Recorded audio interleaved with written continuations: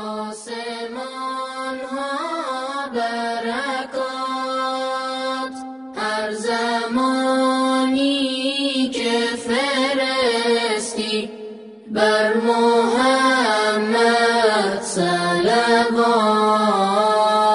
آید از سوی بهشت و آسمان ها برکات، هر زمانی که فرستی بر محمد صلوات.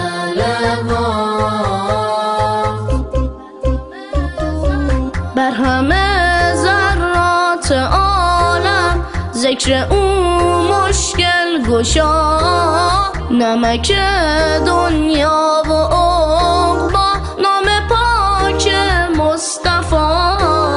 یاسمن لاله عقاقی گیرد از نامش صفا، آسمان ها دشت و صحرا میزند او را صدا. آید از سوی بهشت و آسمان ها برکات، هر زمانی که فرستی بر محمد صلوات.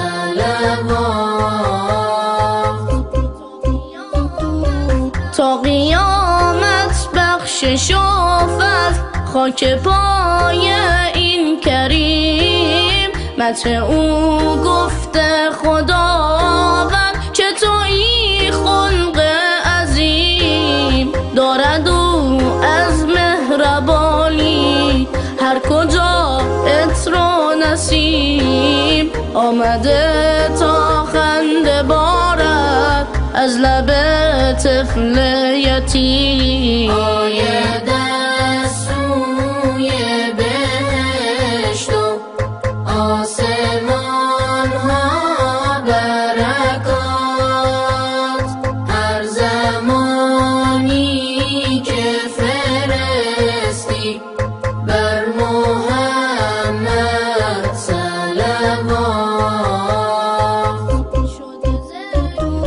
شده ذکر یا محمد، ذکر دریا ذکر رود، عالم و آدم فرستد روز و شب بر او درود. روی لبهای ملائک گشته جاری این سرود، گر نمی آمد محمد عالم دنیا نبود. آید از سوی بهشت و آسمان ها برکات، هر زمانی که فرستی بر محمد صلوات. قلب من گوید دمادم یا نبی یا مرتضی، نام حیدر نام احمد که شود از هم جدا.